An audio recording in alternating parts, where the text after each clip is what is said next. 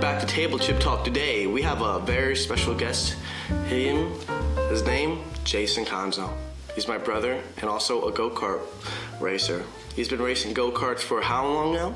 6 years. 6 years. 6 entire years. Imagine racing for 6 years straight. Yeah, you can't. Anyways, as we always do, we have chips. This is Popcorners, white cheddar. It's whatever my mom got from Stop and Shop. I mean, no, not Stop and Shop, Costco. Costco's where it's at. So tell me, Jason, Yes. racing, how did you get into it? Well, one day I was go-karting at the, you know how they have the go-karts at the mini golf place? Mm-hmm. I was go-karting there, and I said to my dad, why don't I do it more often?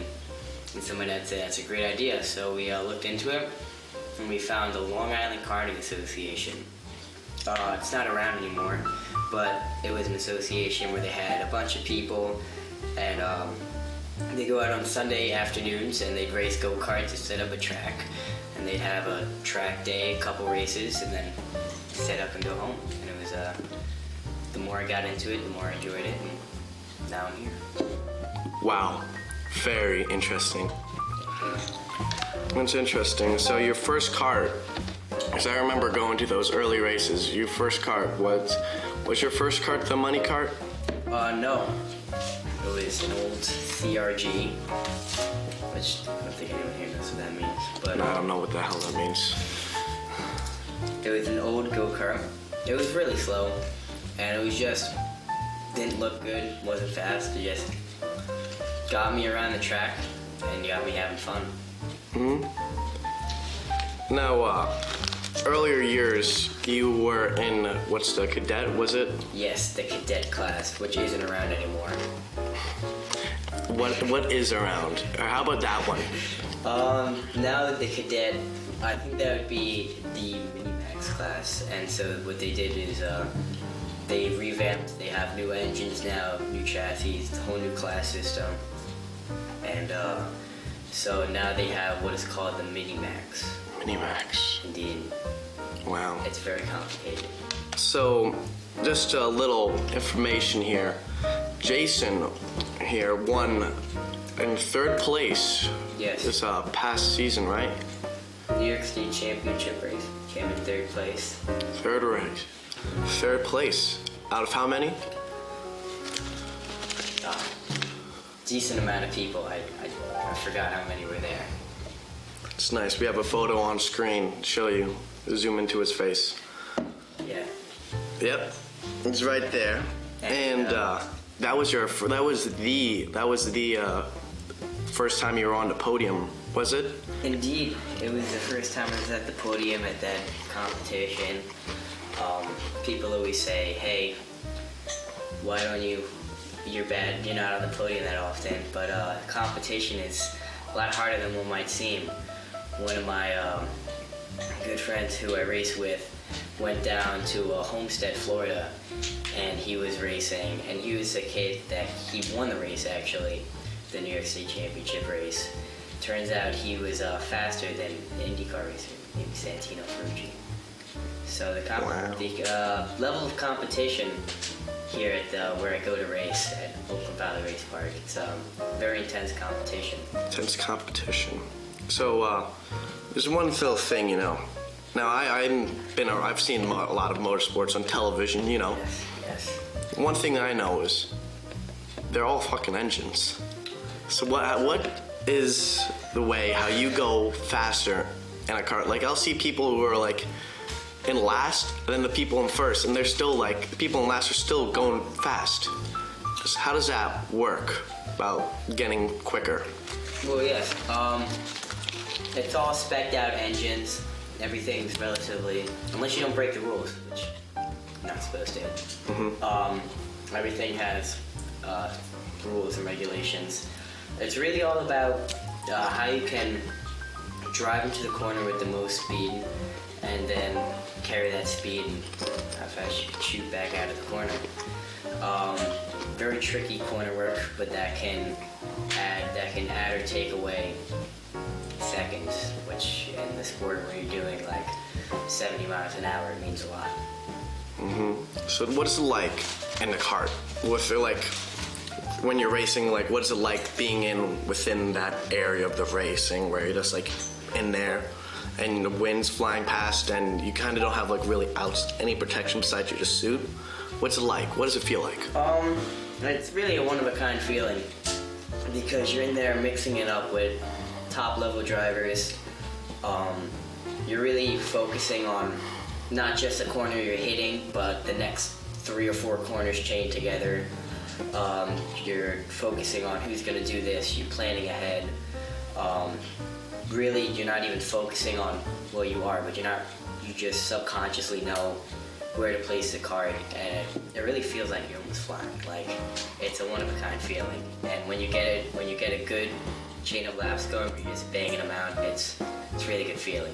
Like nothing you've ever felt before. How is the noise? Do you bothered by like that noise? No, the noise doesn't bother me. I wear these earplugs, and the earplugs aren't actually because of the noise. It's because with them in, they zone out all the other surrounding noises, and I can actually hear the engine more.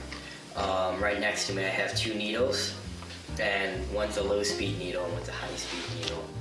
And what I can do is I can adjust them according to how the engine pitch sounds, and that could boost speed out of the corner, or that can help me gain a little extra more mile an hour down the back straight. But yeah, the noise really doesn't bother me too much. It helps actually. Helps how? With more noise, that's just extra information. That's another way I can sense of how the kart's reacting. Whether obviously the engine, sometimes you'll hear a little scuff through the tires. You're like, okay, that's really the grip limit for the kart. There's a lot of, you really gotta finesse it, and that's just an extra input of information that you can use together. Interesting. So now you're very versed in the sport. You know how to drive. How was it when you first got on? Because I know you play a lot of racing video games. Yes. How is that difference? That's one of the reasons also why we got into it. My dad said, stop playing video games, do the real thing. And so my first race, I was definitely a little nervous, but I went out. I'll never forget the first time I put my foot to the floor and gassed it down the back straightaway. At the time I was doing only 25, 30 miles an hour, but I felt like I was doing like 30 million. Like, it felt so quick. And it's just, if I can go back and relive the first time I went out and drove the go-kart, I would do that, God, so many times. It just feels so great. Interesting. So, this nerve where you're like, how was it like being nervous? Was it like, man, I'm going to totally destroy the competition, everyone, or I'm going to like win? No, for me actually, it wasn't will I win or am I gonna destroy everyone. It was just keep the go-kart in one piece. It's, the equipment you're racing is very expensive, and the people you're driving with are very high-end or very exclusive, good drivers, and they have good equipment as well, and you're just focused on just doing my own thing. Now that I'm well versed, as you said. Yeah. I can now focus on, okay, I know these drivers are gonna go here and put the kart in this situation. How can I better myself? But when I first started out, I was very nervous not to crash, and just to stay with everyone, stay with the fast people for as long as I can. Yeah. I can totally see that happening, and how that's probably something I would do if I was in the sport. I'm not in the sport. But the thing I heard you say about this is an expensive sport. Expensive sport. How expensive? Give your price of your average. I cannot disclose how much money we spend on go-kart racing, but it's up there. we spend a little more than your average bear when it comes to the price tag, but you don't have to. I remember, well, now we have like a tuner and we have a chassis that was just flown in from Sweden, sitting right next to us. Yeah, it's right by over there. And you know, we're in the tent with a team with really good drivers and a whole support team. But I mean, you really don't need that. I remember when we first started out, dragging the cheapest go-kart we could find out of the minivan and putting it on a golf cart. We didn't even have a stand, and we had like this cheap, just one toolbox with basic tools.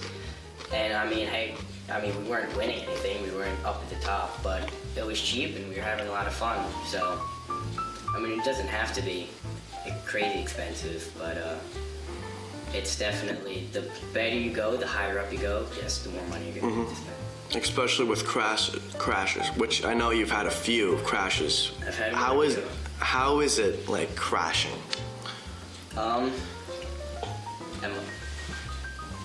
So I don't even know how to explain this. There's definitely a moment I'll never forget. One of my best friends, really, who I was racing with, we got into a bit of a crash, and we were racing, and I'll never forget. We were going around the corner, and it was like ice. He just spun right around, and I'm facing him, and there's a split second where I'm just like, oh shit, I'm about to hit him, and I hit into him. I'll never forget, the whole front left control arm just like ripped up, and it was just dangling there. And after the cart finally crashed, I hit the barrier, and after I stopped, I was like, okay, it's a little bit of I had to do a self-check. First, am I okay? Like, is that all that matters?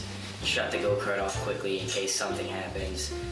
And then it's just damage control. It's, okay, how bad is this? How quickly can we fix this?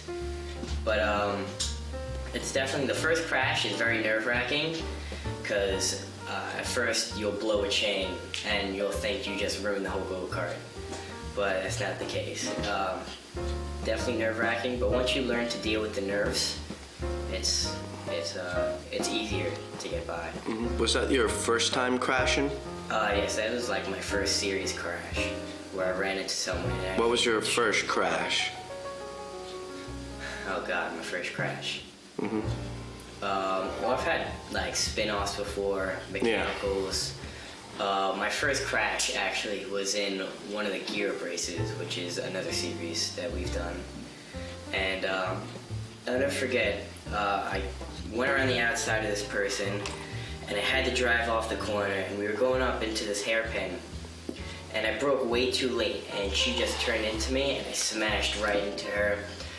Bent my go-kart up, she spun around, she was out, and I was just a mess. But another time where I was nervous and I kind of stopped for a second, I froze, I was like, what do I do? But yeah, I learned to overcome with it. I talked to her afterwards, I apologized, obviously. Yeah, it must have felt bad. Yeah, I felt a little bit like an asshole, but yeah. Hey, what are you gonna do? Yeah. And, but yeah. Now, I mean, there'll be times where, I mean, rubbing is racing, so you'll be rubbing, you'll be bumping, and sometimes you just get the short end of the stick, and you'll end up crashing or sliding out, and it's just, for me, I mean, I've had times where I've spun out doing like 40, 45 miles an hour, and I just drag the go-kart back on the track, and just try and start and get going, because as long as you stay on that lead lap, and you're still racing, it's all good. You can just fix it afterwards. Yeah. So, I know, like, along the way, like, there's a phase from being like a beginner and being like, yeah, I'm a racer. What was that? Yes. What was that race like when you noticed that you were a racer? It's I honestly can't tell you the exact race it was, but I can definitely describe the feeling. And it's I was in one of the practice sessions, and I was racing. I was ripping through the corner, and we really had the car dialed in. And And I noticed the leaders up in the front, or the poopy leaders, they were running a fast lap times, they were picking them out. I was like, hey, I'm really not falling behind, I'm sticking with them. I'm passing a lot of people, and it's a really good feeling when you know you're on it and all the hard work that you've put in has finally worked out. And it's a really good feeling. Knowing that, hey, you're one of the top dogs now, you can really push and drive. And even then, I wouldn't consider myself like a top dog, but I'm definitely say above average, you can say. So you're like a mediocre dog. Yeah, it's a mediocre dog, as you could say. Normally, I don't know. Like a medium rare. Yeah, I'd say medium rare. Alright. Medium rare. Looking at light round, anywhere from 5th place. Yeah. So you've had some key highlight go-kart events. Yes. Most recent one being joining a race team, but you've also had a race in North Carolina for GoPro, I believe. Yes, we went down. And in Italy, you went in. Yes, I went to Italy. I guess we'll talk about GoPro first. Yeah. So we went down to North Carolina, Mooresville, North Carolina, to the GoPro Motorplex, and that was, I think, a year, 2 years ago, and we went down there with a bunch of my friends, and that was really interesting because the competition down there is really intense, and that was just, I mean, I wasn't winning anything, I wasn't even really close, I was getting whooped, but still, I was having a blast racing with, just being with those high-level people. It's like, I don't know, if you play football and you're next to one of an NFL All-Star or something, like, it's just a really good feeling. And then Italy, that was fun because I never forget, I was packing up and we were loading the suitcase and my dad says, hey, grab your race stuff. And I said, why do I need to grab my race stuff? He said, oh, you're driving in Italy. And that was, so we went to the Circuit di Internazionale di Napoli. And with our broken Italian, we were able to get a go-kart out there. And I was ripping around. I mean, the go-kart was clapped, but it was still great being there and racing on that track. I had a great time. Yeah. So, tell us about your most recent big step when you joined the racing team with, who was that guy? Chris Rock. Chris Rock. He is. Chris Rock is one of my favorite people I know. He's a great tuner. He's a great engineer. Works on the go-karts, fixes them, tunes them, helps me out with my lines. If it wasn't for that guy, man, I wouldn't be anywhere near where I am. The whole team, the whole atmosphere, being under the tent and working with the guys, well, we would be like listening to music and joking around, and it's just a really great atmosphere, and you can really tell under that tent that when you have a good atmosphere and when things are clicking together and people are having a good time, you're gonna have a good race weekend. And definitely the attitude is one of the main parts, because even if something bad does happen, if you can recuperate and have a good outlook, positive outlook, it helps a lot in the sport. Yeah. So, how does it feel being a part of a real race team now? I'm not gonna lie, it feels pretty good. Yeah, it's like you're a part of like Ferrari or It feels pretty Mercedes. good. Yeah. Obviously, we got the car. We're ordering the new race suit. It's gonna have my name on it. We're getting the helmet done. We're getting something special to the helmet. And then obviously increased attention. So Chris and the others are gonna be like, hey, look at this guy. If we help this guy out, it could mean good results for us. So definitely more attention. And then, So is there like a championship that like team racers go to? yeah. Well, we don't really go to the gear up. That's more of something that just me and my dad do. There's a state championship, which goes all over the place. And then there's the OVRP championship. It stands for Oakland Valley Race Parkway, which is mainly where we race. And normally we will stay there. Actually, the team, fortunately, I want to be down there. They were, I think a week or 2 weeks ago, they were in Daytona. Yeah, I heard about that. And then last week, they were in, actually this weekend, sorry, they were in Homestead, Florida, with another one of my favorite people, Santino Ferrucci, an IndyCar racer, and he's a great guy to be around, great attitude, but they were down there, and yeah, we go all over the place, really. It's cool. So, being that we are getting close to the end, I'd just like to say, how does it feel doing this sport? Would you recommend it to others? Yes, 100%. I can't really describe how it feels to be on the sport. Is it like being like your own race car driver? Yes, pretty much. Like seeing race cars, seeing race car drivers. We basically do the miniature version of that. And yeah, it's really a great feeling. I don't even know how to describe it. Wow. It says, makes you more positive, makes you more bolder, if you would, I guess. Yeah. And it's a humbling thing, because no matter how good you are or how something happens, there's always someone who's better than you, or someone that can just do this a little bit more than you, and it makes you keep your head down and just focus on what's up next. Yeah. So, is there like any names you would like to shout out there for like your like inspirations for racing? Well, originally I wanted to, my childhood idol, if I would, Lewis Hamilton. Great He's guy. a 6-time winner for Mercedes-Benz AMG Formula One team. I like to thank Chris, obviously, for all the help he's done. Chris Rock Motorsports, which that's who I race for. Without him, I wouldn't be where I am.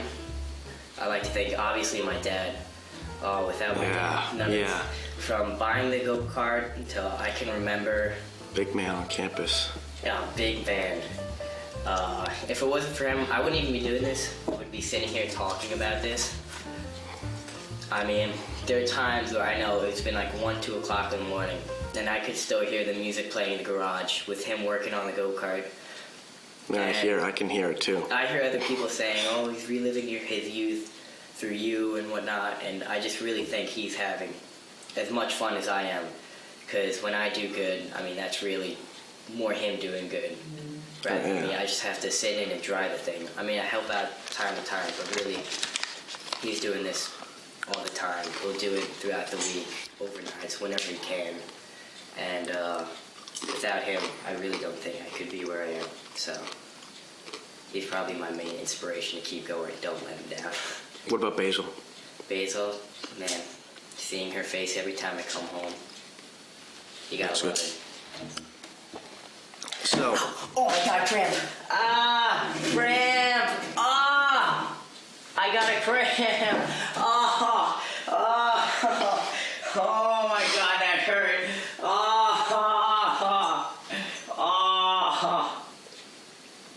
He's okay. Oh my God!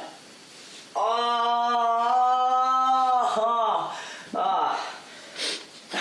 my God! Oh my God! Oh my God! Oh. All right. So. We're okay. Okay. Drink of water, Mamma Mia. Anyways, as we are closing, just like to thank Jason. Where could they could they follow you on anything? They can follow me on Snapchat, J_Conzo04. They can follow me on Instagram, Jason.Conzo. They can follow me on TikTok, but I haven't posted anything. And for some reason, my dad has a Facebook channel. Yeah. My name, Jason Conzo. Yeah. But Oh. yeah, follow me there, and we'll see you then. Yeah. Well, thank you, Jason, for being the first guest. Unfortunately, today I forgot to mention this in the beginning. Our co-host could not make it. Oh. But Jason's here. thank you, Jason, for being on the show. And thank you all for watching. Make sure to leave a like, comment, and subscribe to be a part of the Warren Army today. Do it. Do it. You better do it. Yeah, I'm do watching it. you. Yeah. I'm watching you right now. Yeah, he's watching you. Do it. Do it. Do it. Thank you for watching, and this has been Table Chip Talk.